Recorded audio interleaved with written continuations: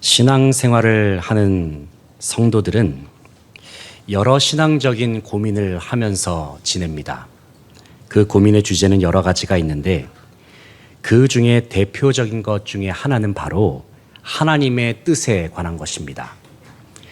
중요한 선택을 해야 하는 순간에 우리는 기도하면서 하나님의 뜻이 무엇인가를 구합니다. 인생에서 중요한 결정을 내릴 때에도 과연 이 결정이 하나님의 뜻에 합당한지를 생각합니다. 곰곰이 생각해보면 우리는 참 다양한 영역에서 하나님의 뜻을 찾는 듯 싶습니다. 취업을 하거나 퇴사를 할 때에도 하나님의 뜻을 찾습니다. 신앙생활을 이어갈 교회를 정할 때에도 마찬가지입니다. 어떤 교회가 하나님께서 인도하시는 교회 공동체인가? 우리는 하나님의 뜻을 찾습니다. 인간관계에 있어서 배우자를 만날 때에도 또 중요한 사람들을 만나는 일에 있어서도 많은 사람들은 하나님의 뜻을 구하고 찾으려고 합니다. 무엇이 하나님의 뜻일까? 지금 내가 결정한 것은 하나님의 뜻이 맞을까? 혹시 내가 결정한 것이 하나님의 뜻이 아니라 내 뜻은 아닐까? 여러 그리스도인들은 이 문제를 가지고 수도 없이 고민하고 갈등합니다. 그렇다면 우리는 하나님의 뜻을 어떻게 알 수 있을까요? 그 방법은 간단합니다. 먼저는 그 뜻을 알고 계시는 하나님께 여쭤보면 됩니다. 그리고 하나님의 뜻이 기록되어 있는 성경을 살펴보면 됩니다. 하지만 때로는 하나님의 뜻을 알고 싶다 하더라도 정작 하나님께서 침묵하시는 것처럼 느껴질 때가 있습니다. 말씀을 들여다봤는데 하나님의 뜻이 잘 이해가 되지 않을 때가 있습니다. 이런 경우도 있습니다. 이미 하나님의 뜻을 알겠습니다. 정답도 알겠습니다. 그런데 그 뜻이 내 뜻과 맞지 않아서 참 순종하고 싶은 마음이 들지 않을 때도 있습니다. 이런 점을 생각해 보면 어쩌면 하나님의 뜻을 찾아내기 위한 노력보다는 하나님의 뜻이 어떠하든 순종할 마음을 먼저 갖추는 것이 더욱 우리에게 필요할지도 모릅니다. 물론 우리가 이 세상을 살아가는 동안에는 무엇이 진정 하나님의 뜻인지 정확하고도 온전히 이해하기란 어려울 것입니다. 어떤 문제는 죽을 때까지도 해결되지 않을 수도 있습니다. 그렇기 때문에 신앙인은 이해할 수 없는 상황 속에서 치열하게 갈등하기도 하고 고뇌하기도 합니다. 하지만 분명한 사실은 하나님의 뜻을 치열하게 구하다 보면 어느새 우리의 믿음이 성장해 있는 것을 경험하기도 합니다. 이것은 마치 공부하는 학생이 풀리지 않는 문제를 가지고 열심히 씨름하다가 마침내 그 문제가 풀렸을 때에 한 단계 더 실력이 성장해 있는 것과도 같은 이치라 할 수 있습니다. 여전히 하나님의 뜻을 구하는 것은 때때로 쉬워 보이지가 않습니다. 하지만 그럼에도 불구하고 우리는 매 순간 하나님의 뜻을 또 구하고 계속 구해야 합니다. 왜냐하면 하나님의 뜻을 알고 그 뜻을 이룰 때에 우리는 세상에 줄 수 없는 참된 기쁨과 영원한 소망을 누릴 수가 있기 때문입니다. 오늘 본 말씀은 하나님의 뜻과는 상관없는 일을 도모하는 두 사람이 등장하고 있습니다. 그 사람은 모압 왕 발락이고 또 한 사람은 메소포타미아의 선지자 발람입니다. 발락과 발람 이름이 비슷하죠. 발락은 모압 왕이고요. 발람은 메소포타미아의 선지자입니다. 이 두 사람을 헷갈리시면 안 됩니다. 본문의 배경을 간단하게 설명드리며 이렇습니다. 출애굽한 이스라엘 백성들은 약 40년간 광야 생활을 지내는 중입니다. 지난 세월 속에 여러 우여곡절이 있었습니다. 이제 그들은 마침내 하나님께서 약속하신 가나안 땅 근처에 다다랐습니다. 그들은 요단강 동편 지역에 있는 모압 땅으로 향하여 가는 길입니다. 모압 땅에는 발락이라는 왕이 살고 있었습니다. 그런데 당시 모압 왕 발락은 이스라엘 군대를 크게 두려워하고 있습니다. 왜냐하면 이스라엘이 가나안으로 진군하는 중에 아모리인들을 물리쳤고 당대의 힘이 센 장수라 할 수 있는 바산 왕 옥이라고 하는 장수를 물리쳤기 때문입니다. 발락은 모압 땅 근처까지 다가온 이스라엘 군대를 보면서 크게 두려워합니다. 하지만 정작 이스라엘은 모압을 공격할 생각이 전혀 없습니다. 왜냐하면 하나님께서 이전에 이스라엘에게 모압을 공격하지 말라고 말씀하셨기 때문입니다. 모압 자손의 조상인 모압이란 인물은 아브라함의 조카 롯의 후손입니다. 하나님은 롯의 아들인 모압에게도 기업을 주시겠다고 약속하셨습니다. 그래서 하나님은 그 약속을 지키시기 위해서 이스라엘로 하여금 모압을 공격하지 말 것을 분부하십니다. 하지만 모압 왕 발락은 지레 겁을 먹고 있습니다. 왜냐하면 그는 이미 이스라엘이 다른 민족과의 전쟁에서 승승장구했다는 소식을 들었기 때문입니다. 그뿐만 아니라 그의 눈앞에 진을 치고 있는 이스라엘 백성들의 모습을 보니까 참 강력해 보이는 것입니다. 그래서 발락은 자기 눈앞에 이스라엘을 공격할 궁리를 하고 있습니다. 그러다가 발락이 생각한 것이 무엇이냐면 다름 아닌 주술적인 힘을 빌리는 것입니다. 발락은 이스라엘과의 전쟁에서 이길 방법을 궁리하고 있습니다. 그래서 발락은 당대의 유명한 복술가로 알려진 발람이라는 사람을 모압 땅으로 초청합니다. 그러나 이스라엘이 주술을 통한 방식으로 저주를 당하는 것은 하나님의 뜻이 아니었습니다. 그렇기 때문에 하나님은 발람이 모압으로 가고 있을 때에 주님의 사자를 보내셔서 그 길을 막으시죠. 그리고 발람 앞에 선 여호와의 사자는 그에게 이렇게 말씀합니다. 너는 가던 길 가서 모압 왕 발락을 만나고 그들에게 나의 계획을 전하라. 발람은 모압 땅에 도착했습니다. 모압 왕 발락이 발람을 매우 반갑게 맞이합니다. 모압 왕 발락이 주술사 발람에게 무엇을 기대했을까요? 아마도 그는 이렇게 생각했을 것입니다. 발람이 이스라엘을 저주해 주기만 하면 이스라엘은 망하게 될 거야. 하지만 하나님께서는 이미 이 모든 상황을 다 알고 계셨습니다. 발락의 계략도 알고 계셨고 발람의 마음도 생각도 다 알고 계셨습니다. 주님 보시기에 그들은 하나님의 뜻과는 상관없는 계획을 꾸미고 있습니다. 그렇다면 이와 같은 상황 속에서 하나님께서는 어떻게 주님의 뜻을 이루고자 하셨을까요? 참으로 놀랍게도 하나님께서는 발락이 저주하고자 하는 그 계획을 역으로 이용하고자 하셨습니다. 다시 말해서 원래는 저주의 말이 나와야 할 발람의 입술인데 그 입술에서 도리어 이스라엘을 축복하는 말이 나오게 하셨다는 말입니다. 이후의 상황을 보면은 이스라엘을 저주하기 위해서 제단과 제물을 준비하는 장면이 나옵니다. 복술가 발람은 여호와 하나님께 제사를 드린 다음에 하나님께서 자신에게 주신 말씀을 전하고자 했습니다. 모압 왕 발락이 잔뜩 기대하는 마음으로 발람의 입을 주목합니다. 그런데 이게 무슨 일입니까? 발람의 입에서는 이스라엘을 향한 저주의 말이 아니라 축복의 말이 흘러나오더라는 것입니다. 왜 이런 상황이 벌어졌을까요? 왜냐하면 여호와 하나님께서 발람의 입술을 철저하게 주관하셨기 때문입니다. 여호와 하나님께서 그의 입술을 통해서 축복의 말들만 흘러나오게 하셨기 때문입니다. 모압 왕 발락은 처음이니까 그렇겠지라고 생각하면서 장소를 다른 데로 옮깁니다.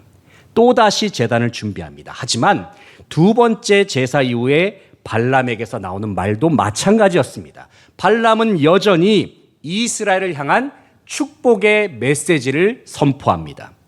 왜 그렇습니까? 하나님께서 여전히 그의 입술을 주님의 능력으로 다스리시고 주관하고 계셨기 때문입니다. 두 번의 실패를 경험한 이후에 마지막 세 번째 제사를 드릴 때에도 마찬가지였습니다. 발람은 하나님의 영에 감동되어서 이스라엘이 승리할 것이다, 이스라엘이 흥왕하게 될 것임을 선포합니다.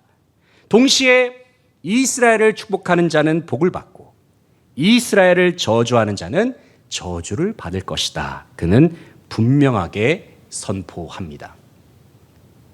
이와 같은 장면이 우리에게 보여주는 바가 무엇일까요? 그것은 오직 하나님만이 온 세상 모든 것을 다스리시고 통치하신다는 사실입니다. 그리고 오직 전능하시고 신실하신 하나님의 뜻만이 온 세계 가운데 확실하게 온전히 이루어진다는 사실입니다. 우리는 모압 왕 발락과 주술사 발람의 사건을 통해서 반드시 주님의 뜻을 이루시는 하나님을 발견할 수 있습니다. 이 시간 말씀을 묵상하는 가운데 모든 것의 주관자가 되시는 하나님의 뜻이 우리의 삶 속에 그리고 온 세계와 열방 가운데 어떻게 이루어지는지 함께 생각해 보길 원합니다. 첫째는 하나님께서 허락하실 때 주님의 뜻이 이루어집니다.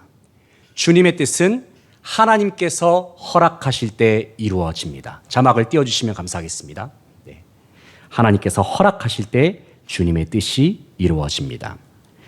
본문 10절을 보면 발락이 발람에게 노하여 손뼉을 치며 말하되 말씀하고 있죠. 이때 발락이 발람 앞에서 박수를 친 것은 상대방에 대한 분노의 표시였습니다. 그러면서 이어지는 11절을 보면 발락은 주술사 발람이 자기 말대로 이스라엘을 저주하기만 했다면 내가 심히 존귀하게 했을 것이다, 이렇게 말씀하고 있습니다. 그런데 문제는 무엇이냐면 그 다음에 한 말입니다. 11절의 하반절을 주목해 보시면 발락이 뭐라고 말씀하고 있습니까? 여호와께서 그대를 막아 존귀하지 못하게 하셨도다 말씀하고 있습니다. 우리는 방금 살펴본 11절의 말씀 속에서 모압 왕 발락의 교만함을 엿볼 수가 있습니다. 그는 마치 자기 스스로에게 사람을 높일 수 있고 낮출 수 있는 권세와 능력이 있다고 생각하는 듯합니다. 하지만 이와 같은 발락의 발언에 대해서 발람은 대답합니다. 그것은 제 아무리 발락이 자기 집에 가득한 은과 금을 모두 준다 하더라도 하나님의 뜻을 거스를 수 없다 말씀합니다. 왜 그렇습니까? 온 세상을 통치하시고 다스리시는 주권자는 단순히 한 나라를 다스리는 왕이 될 수가 없기 때문입니다. 누가 온 세상을 다스리십니까? 누가 모든 천지만물을 통치하시고 주관하십니까? 오직 전능하신 하나님만이 온 세계와 열방을 다스리십니다. 그뿐만 아니라 위대하신 하나님은 모든 왕들까지도 다스리시고 통치하시는 만왕의 왕이 되십니다. 그러나 어리석은 세상은 하나님을 거부합니다. 시편 14편 1절을 보면 어리석은 자는 그의 마음에 이르기를 하나님이 없다 하는도다 말씀합니다. 하지만 세상이 하나님을 부인하고 사람들이 하나님의 존재를 부정한다 하여도 하나님이 살아계시다는 사실은 결단코 변하지 않습니다. 그뿐만 아니라 살아계신 하나님의 계획과 뜻은 오직 하나님께서 허락하시고 허용하실 때에만 이루어질 수 있습니다.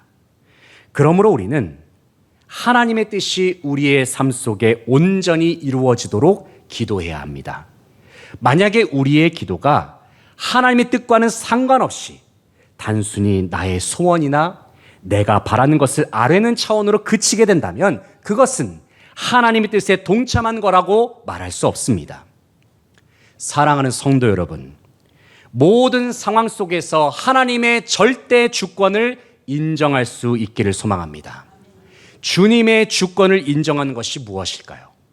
하나님께서 허락하시면 그 길을 가는 것입니다. 하나님께서 허락하시지 않으시면 그 길을 멈출 줄 아는 것입니다. 모든 역사의 주관자가 되시며 우리의 인생의 주인 되시는 하나님의 주권을 신뢰하면서 순종의 길로 걸어갈 수 있는 저와 여러분 되시기를 소망합니다. 둘째로 하나님의 때에 주님의 뜻은 반드시 이루어집니다. 하나님의 때에 주님의 뜻은 반드시 이루어질 것입니다. 모압 왕 발락은 발람에게 크게 실망했습니다. 왜냐하면 글쎄 이 발람이 자기가 원하는 대로 이스라엘을 저주하고 있지 않기 때문입니다. 이에 발락은 발람을 쫓아내듯이 그냥 너 고향으로 돌아가 이렇게 말씀하고 있습니다. 그런데 이때 발람은 자신을 쫓아내는 발락에게 장차 이스라엘이 모압에게 어떠한 일들을 행하게 되는지 그 사실을 예언하고자 했습니다. 16절을 보시게 되면 발람은 자기 스스로를 가리켜서 하나님의 말씀을 듣는 자, 지극히 높으신 자의 지식을 아는 자, 전능자의 환상을 보는 자, 엎드려서 눈을 뜬 자라고 지칭합니다. 이 말씀은 발람 스스로가 하나님의 영에 장악되어서 하나님의 진리를 보는 자가 되었음을 밝히는 것입니다. 하지만 발람은 자기가 하는 예언이 당장에는 일어나지는 않을 것임을 밝히고 있죠. 14절의 하반절을 보시면 내가 이 백성이 언제요? 지금 당장이 아니라 후일에 당신의 백성에게 어떻게 할지를 당신에게 말하리이다 말씀합니다. 이 무슨 말씀일까요? 지금 발람이 예언하고자 하는 모압의 운명은 당장에는 일어날 일이 아니라는 말씀이죠. 그렇기 때문에 모압 왕 발락은 지금 당장에는 이스라엘이 모압을 침공할 것을 두려워할 필요가 없습니다. 왜냐하면 하나님께서 허락하지 않으심으로 인해서 이스라엘은 모압을 공격할 수가 없는 상태이기 때문입니다. 그러나 17절부터 19절까지의 말씀을 보면은 발람은 시간이 흐른 후에 모압이 이스라엘로부터 공격을 당하게 되고 결국에는 멸망당할 것임을 말씀합니다. 이와 같은 운명은 다른 이방 나라인 에돔도 마찬가지였습니다. 그렇다면 하나님께서 발람을 통해 말씀하신 이 예언이 과연 이루어졌을까요? 아니면 안 이루어졌을까요? 이루어졌을까요? 안 이루어졌을까요? 실제로 시간이 흐른 후에 다윗이 통치하는 시대가 되었을 때에 모압과 에돔은 이스라엘의 속국이 되었습니다. 이것은 역사 속에서 실제로 일어난 사건입니다. 본문 17절 말씀 보게 되면은 한 별이 나오고 한 규가 나와서 모압을 쳐서 멸한다는 말씀이 나옵니다. 여기서 한 별, 한 규라는 표현은 왕권을 상징하는 표현입니다. 누구의 왕권입니까? 바로 하나님의 마음에 합한 그 한 사람, 다윗의 왕권이 세워질 때에 모압과 에돔은 패배하게 된다는 말씀입니다. 그러나 여러분, 본문에서 말하는 한 별, 한 규는 단순히 다윗만을 상징하는 것이 아닙니다. 이때의 한 별, 한 규는 궁극적으로는 다윗의 후손으로서 온 세상을 구원하시려고 이 땅에 오신 메시아, 바로 예수 그리스도를 상징한다고 볼 수 있습니다. 이 땅에 사람의 몸을 입고 오신 예수 그리스도께서는 십자가에 죽으시고 부활하심으로 말미암아 죄와 사망 권세 모든 어둠의 세력들에 대해서 완전한 승리를 거두셨습니다. 다시 말해서 우리 주 예수 그리스도께서는 사탄 마귀의 세력들을 무너뜨리시고 완전하고도 영원한 승리를 거두셨다는 말입니다. 분명 주술사 발람은 참된 선지자는 아니었습니다. 그러나 하나님께서는 발람과 같은 사람의 입술을 통해서도 주님의 확실한 뜻을 분명하게 선포하셨습니다. 이 세상 그 어떤 세력도 주님의 뜻이 이루어지는 것을 멈출 수가 없습니다. 그 누군가가 강력한 힘으로 모든 수단과 방법을 총동원한다 하여도 하나님의 뜻이 이루어지는 것을 막을 수가 없습니다. 하지만 때로는 하나님의 뜻이 더디 이루어지는 것처럼 느껴질 때가 있죠. 심지어는 하나님의 뜻이 안 이루어지는 것은 아닌가 하는 의심과 염려가 찾아올 수도 있습니다. 그러나 하나님의 계획과 말씀은 지난 역사 속에서 반드시 이루어졌습니다. 한치의 오차도 없이 성취되었고 이루어졌습니다. 하나님은 주님의 때에 주님의 방법으로 그 뜻을 온전히 이루십니다. 뜻을 이루시는 하나님, 뜻을 이루시는 하나님을 바라보면서 주님의 계획 가운데 동참하기로 결단하는 모든 성도들 되시기를 소망합니다. 마지막으로 뜻을 이루시는 하나님은 온 세계와 열방의 주관자가 되십니다. 이어지는 20절부터 25절까지의 말씀을 보면은 발람은 아말렉과 겐 족속 그리고 아수르에 대한 예언까지 이어나아갑니다. 20절을 보면은 아말렉에 관한 예언이 나옵니다. 20절의 하반절을 보시면은 발람은 아말렉을 가리켜서 민족들의 으뜸이다 이렇게 표현하고 있습니다. 그도 그럴 것이 아말렉은 강력한 힘을 가진 민족이었습니다. 그 강력한 힘으로 다른 민족들이 소유하던 것을 약탈하는 방식으로 지냈던 사람들이 바로 아말렉 사람들입니다. 이스라엘이 광야 생활을 했을 때에도 마찬가지로 아말렉 민족은 이스라엘을 끊임없이 공격하면서 약탈에 약탈을 거듭했던 민족이었습니다. 21절을 보게 되면 겐족속이 나오죠. 이 겐족속의 특징은 견고한 바위 위에 거처를 두는 것입니다. 그만큼 겐족속은 다른 민족들의 공격을 쉽게 방어해낼 수 있는 요새와도 같은 지역에 살았다고 볼 수 있습니다. 그렇기 때문에 다른 민족이 겐족속을 침공하거나 그들을 멸망시키는 일은 거의 불가능에 가까운 일처럼 여겨졌습니다. 하지만 22절 말씀에서 하나님은 아수르란 나라가 겐족속을 점령할 것이다 말씀하십니다.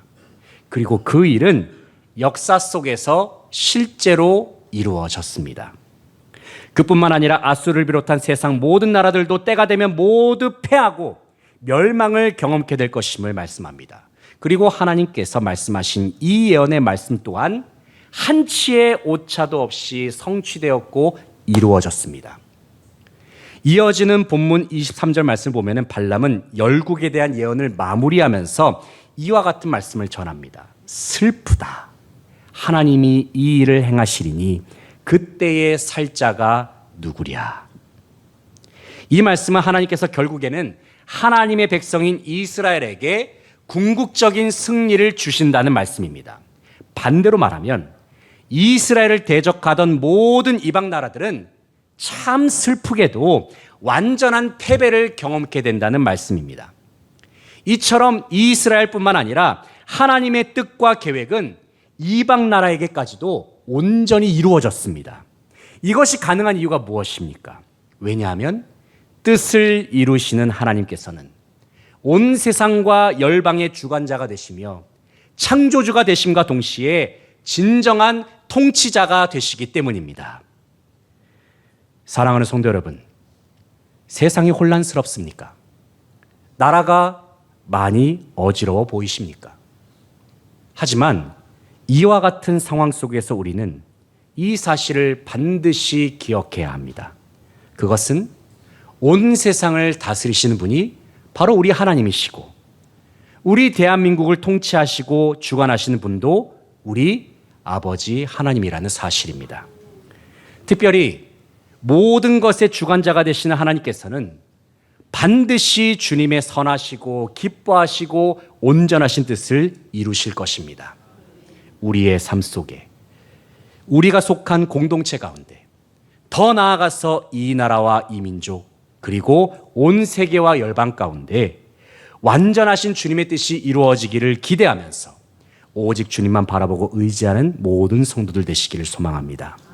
사랑하는 성도 여러분, 하나님께서는 우리의 삶 속에 뜻을 이루시는 하나님이십니다. 그리고 우리 주님은 온 세상과 열방 가운데 반드시 주님의 완전한 뜻을 이루시는 분이십니다. 하나님의 뜻은 주님께서 허락하셔야만 이루어질 수 있습니다. 하나님의 뜻은 주님께서 정하신 그때에 반드시 이루어집니다. 이것이 가능한 이유가 무엇입니까? 바로 뜻을 이루시는 전능하신 하나님께서 온 세상을 통치하시고 다스리시는 주님이 되시기 때문입니다. 19세기 미국의 대통령이었던 아브라함 링컨 이야기를 끝으로 말씀을 마무리하고자 합니다. 당시 미국은 흑인 노예 제도 문제로 국론이 남쪽과 북쪽으로 분열된 상황이었습니다. 심지어 미국의 기독교인들도 정치적인 입장과 신앙적 입장이 서로 나뉘어진 상황이었습니다. 이와 같은 분위기 속에서 아브라함 링컨은 두 번째 취임 연설에서 이러한 말을 합니다. 양측의 기도 둘 다 응답될 순 없었습니다. 어느 측의 기도도 완전한 응답을 받지 못했습니다. 전능하신 하나님께서는 그분 자신의 뜻이 있습니다. 때로는 주님의 뜻이 이해가 안 될 때도 있습니다. 주님의 뜻을 온전히 아는 일도 불가능에 가깝습니다. 그러나 여러분, 이 사실을 기억하시기 바랍니다. 뜻을 이루시는 하나님은 완전하신 분이십니다. 그렇기 때문에 하나님으로부터 나온 모든 하나님의 뜻도 완전합니다. 무엇보다도 완전하신 우리 하나님은 정의와 공의의 하나님이십니다. 우리 아버지 하나님께서는 반드시 완전한 공의로 주님의 뜻을 우리의 삶 속에, 더 나아가서 이 나라와 이 민족 가운데, 그리고 온 세계와 열방 가운데 신실하게 이루어 나아가실 것입니다. 언제 어느 때나 하나님의 뜻에 순종함으로 인하여 주님의 위대한 계획 가운데 동참하는 영광을 누리는 저와 여러분의 복된 삶이 되시기를 간절히 바라고 소망합니다. 기도하시겠습니다. 아버지 하나님 감사합니다. 완전하신 하나님의 뜻을 구하는 이 시간이 될 수 있길 소망합니다. 참으로 어지럽고 혼란스러운 이 세상 속에서 하나님의 완전하신 뜻이 이 땅에 이루어짐으로 말미암아 하나님 이 땅을 새롭게 하여 주시고 우리의 삶을 새롭게 하여 주셔서 아버지 하나님 앞에 영광 돌리는 이 나라와 이 민족 그리고 우리 모두의 삶이 될 수 있도록 주님께서 함께 하시고 주장하여 주시옵소서. 주님께 감사드리며 예수 그리스도의 이름으로 기도합니다. 아멘.